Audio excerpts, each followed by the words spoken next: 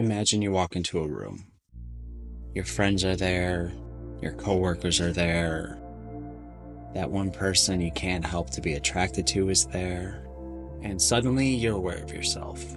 You're talking faster, moving faster, answering faster, trying to say the right thing, trying to make the right impression, trying to make sure everyone in the room likes you. And before you know it, you're interrupting people, you're over-explaining yourself, you're reacting to everything. You're not calm, you're not confident, you're simply chaos. Now imagine a different version. You're in the same room, same people, same pressure, but this time you're not in a hurry. You make eye contact a little bit longer, you wait a little bit longer before speaking, you take a second to think, you move with intention. You aren't rushing to prove anything, and strangely enough, people are starting to pay attention. For the longest time, I thought confidence meant you were the quickest person in the room. Now I'm starting to think it's the opposite. Think about what happens to most of us when we get nervous. We talk faster, we interrupt, we rush to fill silence, we over-explain everything without anyone even asking, and why? Well, because silence feels uncomfortable, because uncertainty feels uncomfortable, because somewhere deep down we're worried about how we're being perceived. We find ourselves trying to manage people's opinions of us in real time. But you ever notice truly confident people don't seem to have that problem? They're comfortable taking a beat before they speak. They're comfortable with the silence. They're comfortable saying less. They're comfortable letting a moment breathe.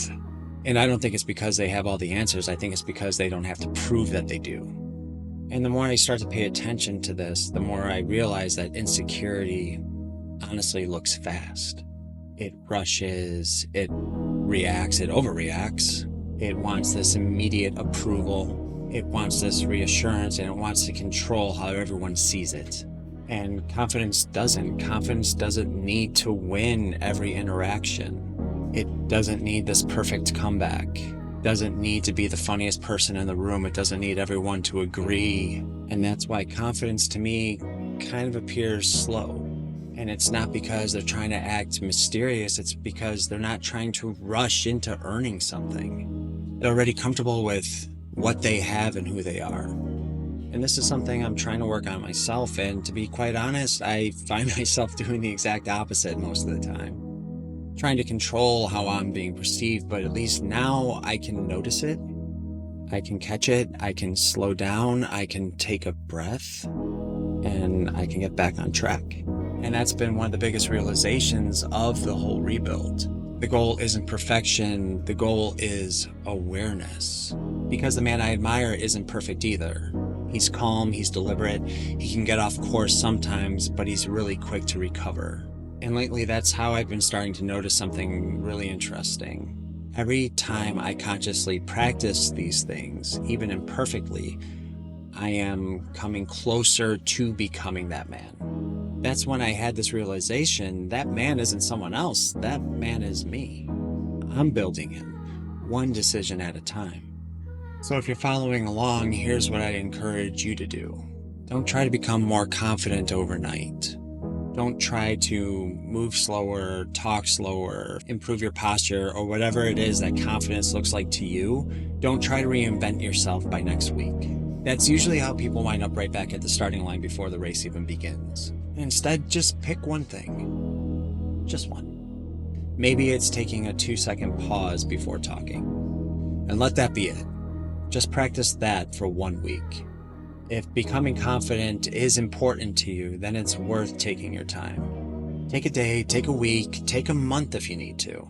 Because if it's something worth becoming, it's something worth building. And here's the interesting thing, at some point you'll stop reminding yourself to do it. You'll catch yourself pausing before you speak without even thinking about it. You'll stay calm in situations where the old you might have rushed it. And that's usually when I know that something is finally starting to click. And it's not because I've mastered it, it's not because I'm perfect, but because now I'm starting to gather enough evidence to trust myself to move on to the next challenge. And that's something I'm beginning to learn throughout this whole rebuild journey. Real change doesn't happen all at once, it happens one decision at a time. One promise at a time, one piece of evidence at a time. Until one day you look back and you realize you're not trying to become that person anymore. You are that person. And when I find myself drifting a little too far from my goal, I don't panic.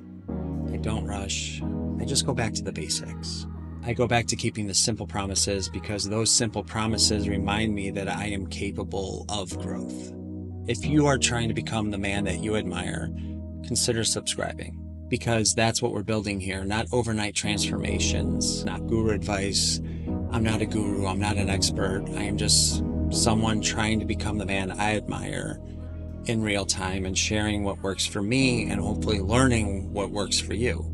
Just real lessons, real mistakes, in real time. One promise, one day, one decision at a time. If you've been following along the channel, you know I'm not a big fan of taking on 5 things at once. That's usually how people wind up right back at square one. If you haven't seen it yet, I made a video breaking down the exact systems I've been using to actually install these traits into my life. I'd watch that next. I'll see you there.